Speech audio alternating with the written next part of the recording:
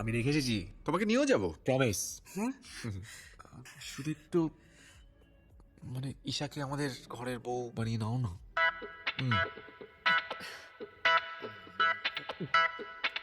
আর দেখো, তোমরা দুজনে দুজনকে ভালোবাসো, কিন্তু তোমরা একসাথে থেকেও নেই। তুমি কি চাও আমাদের জীবনটা এরকমই হোক?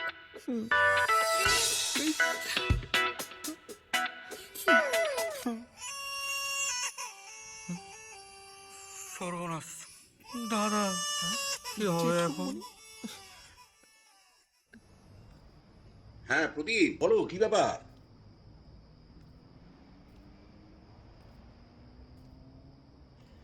এই দেখো, আমায় আবার এইসব ছবি টবি কেন পাঠাচ্ছ? ওসব আমি বুঝি না। হ্যালো, এই দেখো কি সব পাঠাবে। এ তো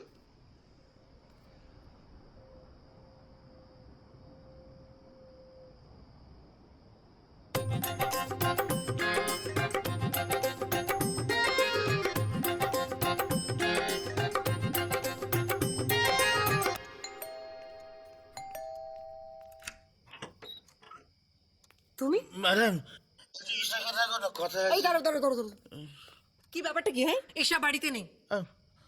মিথ্যে কথা, বাড়িতে নেই নাকি ডাকবেন না? কিসেকে ডাকুন প্লিজ। শোনো, তোমার যা বলার তুমি কালকে সকালে অফিসে এসে বলো, ওকে? তুমি এখন বাড়ি যাও, যাও। না, অতক্ষণ ওয়েট করতে আরে পারবো দাঁড়াও, না। দাঁড়াও, দাঁড়াও, ঈশা কই? এই দাঁড়াও দাঁড়াও দাঁড়াও দাঁড়াও দাঁড়াও দাঁড়াও, তোমার যেটা বলার সেটা তুমি আমাকে বলে তুমি এক্ষুনি বাড়ি থেকে বেরিয়ে যাবে, প্রদীপ। আপনাকে বলবো? সে বলতেই পারি, আপনি রাজি তো, ঈশাও রাজি, আর সব রাজি। আর বেশি কিছু না, মধ্যে কথা হলো কি, আমি ওকে বিয়ে করতে চাই। কি? এই তোমার কি আর কিছু বলার আছে? না, আর কিছু বলো নেই, এটা একটা ছোট রিকোয়েস্ট আছে, পূরণ করে দিন, চলে যাই। এই প্রদীপ, তুমি কি বুঝতে চাও না নাকি বুঝতে পারো না যে ঈশা একমাত্র রনিকেই ভালোবাসে? না, বুঝি বুঝি বুঝি। রনি ঈশাকে ভালোবাসে, ওর পর আমি। রনি ফার্স্ট, আমি সেকেন্ড। তা তুমি যখন বুঝতে পারো তখন তখন কেন ঈশার পিছনে পড়ে আছো তুমি? কারণ রনি তো আর বেশি দিন নেই। রনি হলো ফার্স্ট, আমি হলাম সেকেন্ড। এবার যদি ফার্স্ট যদি হাওয়া হয়ে যায়, তখন সেকেন্ডই ফার্স্ট হয়ে যায় না দিদি? রনি আর বেশি দিন নেই মানে? আমার ব্যবস্থা হয়ে গেছে। এই মাথা 70, হাত 80, পা 75, কোমর 45, আর মাঝের পা 69, আর সব মিলিয়ে 3,39,000-এ কাজ শেষ। মানে তার মানে তুমি রনিকে মারতে লোক লাগিয়েছো? প্রদীপ, রনির যদি কিছু হয়ে যায় না, আমি কিন্তু তোমাকে ছেড়ে দেবো না, এই আমি বলে দিলাম। ছাড়তে হবে না, আমাকে রেখে দিন, আমি ঘর জামাই থেকে যাবো। এই তুমি বেরো তো, তুমি এক্ষুনি বাড়ি থেকে বেরো, যাও যাও। সে না জানি, কিন্তু যেটা বললাম সেটা মাথায় রাখবে না। Tata, bye bye, good night.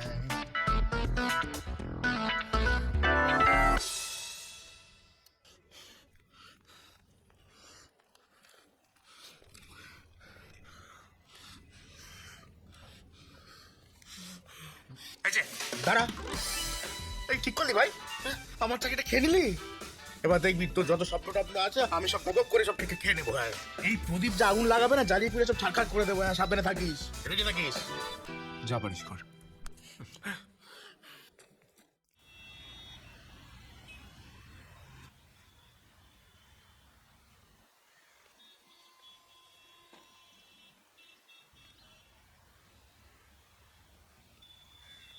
দাদা, জেঠুমনি, আমি না না না না না, তোকে কোনো কৈফিয়ত দিতে হবে না। তুই বড় হয়েছিস, এখন তোর ওই ব্যক্তিগত এইসব ব্যাপার স্যাপারে আমাদের আর নাক গলানো উচিত না। কিন্তু কি জানিস, কয়েকটা সত্যি কথা এবার তোকে বলার থাক সময় না এসেছে। এখন। দিনের পর দিন এই ঝামেলা আমার আর ভালো লাগছে না।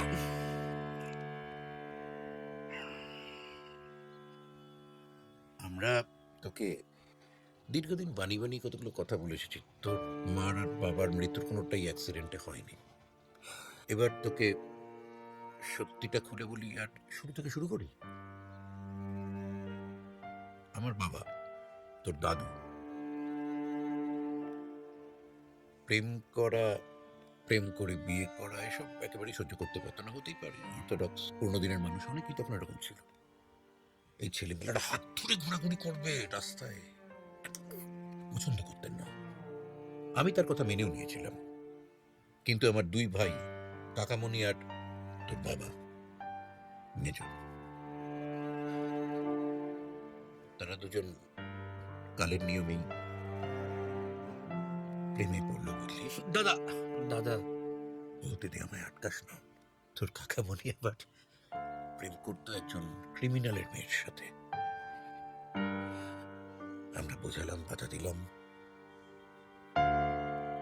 আর ও কিন্তু সেটা শুনেও ছিল।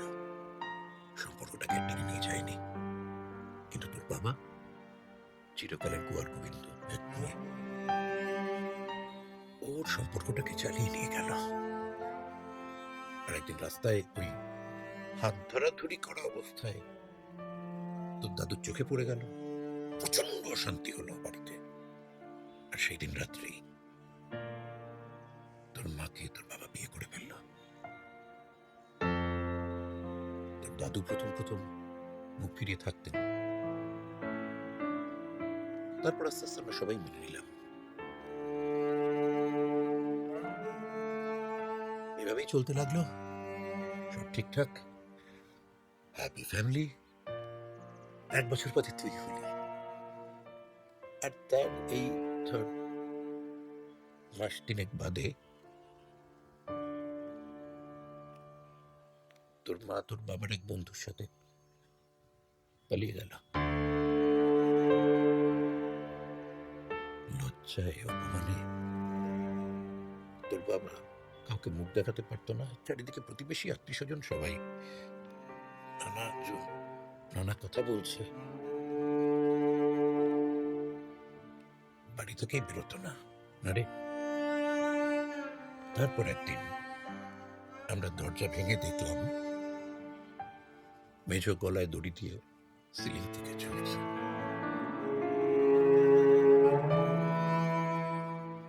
আমরা কিন্তু তারপর থেকে তোকে বুকে আঁকলে মানুষ করেছিল নি। মা বাবার কোনো অভাব আমরা বুঝতে দিইনি তোকে। বাড়িতে কোনো মেয়ে ঢুকতে দিতাম না। তোকে ছেলেবেলা থেকে এটা বুঝিয়ে এসেছিল যে আমরা চাইনি এ বাড়িতে আবার একটা ওই রকম ঘটনা ঘটুক। আমাদের খুব খুব গর্ব ছিল যে আমাদের সিদ্ধান্ত তুই মেনে নিয়েছিস। ভুল ভেবেছিলাম।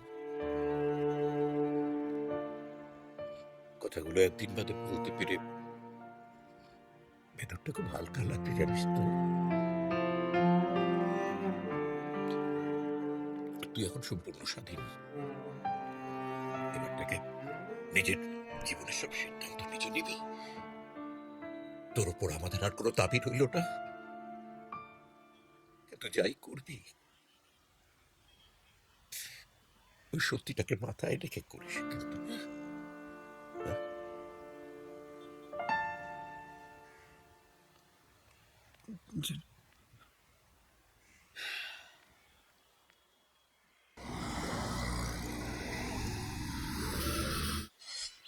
দিদি, আপনার ফোন।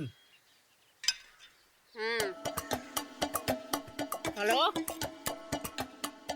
হ্যাঁ দেখুন, একটু কথাটা বোঝার চেষ্টা করুন। এতগুলো টাকা এই মুহূর্তে কোথা থেকে জোগাড় করবো বলুন তো? না, এমনিতেই তো মাল শ্রমের টাকা আমার পুরো বাজেয়াপ্ত করেছে। এতক্ষণে বোধহয় এনকোয়ারিও বসে গেছে। এতদিন ধরে আপনার থেকে মাল নিচ্ছি, কোনোদিন কি এরমটা হয়েছে বলুন তো? সে আপনি আসতে চাইছেন, আসতেই পারেন। হ্যাঁ, কিন্তু এতগুলো টাকা এই মুহূর্তে জোগাড় করতে পারবো না। কি বললেন? দেখুন, বেশি ফর করবেন না। দুটো পা না দড়ি দিয়ে একেবারে বেঁধে দেবো। আর দেখবেন ডানা ঝাপটাচ্ছেন, উঠতেও পারছেন না। হ্যাঁ ঠিক আছে, আসবেন তো আসুন, আমরাও তৈরি আছি। কিন্তু আসার আগে আপনার মা বাবা সবাইকে প্রণাম করে নেবেন, আর বউ বাচ্চাকে একটু আদর করে আসবেন, কারণ এটাই আপনার শেষ আশা।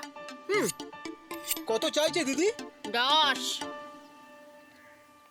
দিদি বলছিলাম কি যে আমি 10 এনেছি, ওটা দিয়ে এখন মিটিয়ে নিন। বিপদের দিনে তো বন্ধুই বন্ধুর সাথে থাকে, তাই না? কত এনেছে? 10।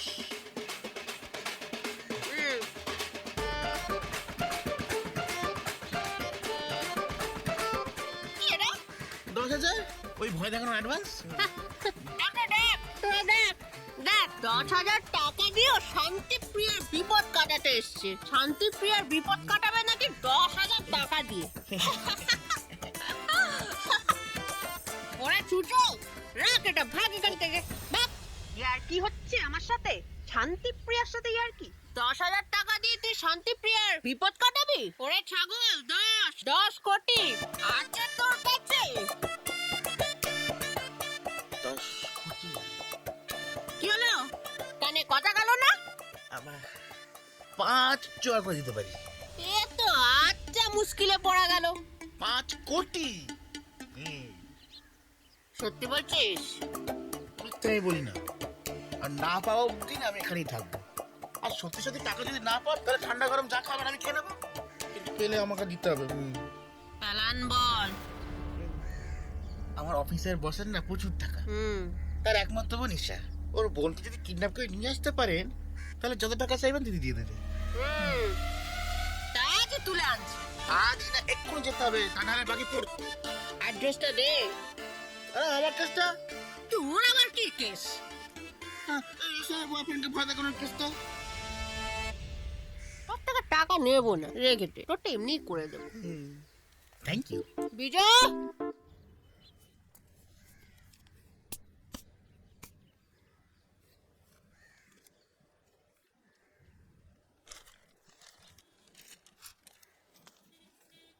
এত সকালে কোথায় বেরোচ্ছিস? তো আসছি, গল্পের আজকে শেষ হতে চলেছে, শেষ লাইনটা লিখে আসছি। কি মাথা মুন্ডু বলে গেল, কিছুই বুঝলাম না। ঈশা ইউরোপ চলে যাচ্ছে পার্মানেন্টলি। তুমি জানলে কি করে?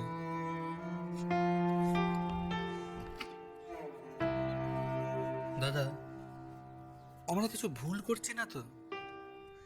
তোর কি মনে হয়? করছি, সিদ্ধান্তটা সম্পূর্ণ নিজের, আমরা কিছু চাপিয়ে দিইনি। কিন্তু দাদা আমরাও তো এটাই চেয়েছিলাম। কি বলতে চাইছিস খুলে বলতো?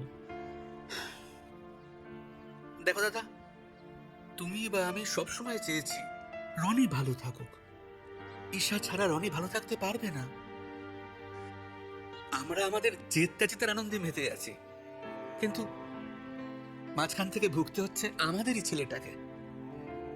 দাদা কিছু মনে করো না, দেখো তুমি বিয়ে করনি নিজের ইচ্ছায়, আমিও বাবার মতামতকে সম্মান জানিয়ে স্বেচ্ছায় সম্পর্ক থেকে বেরিয়ে এসেছিলাম।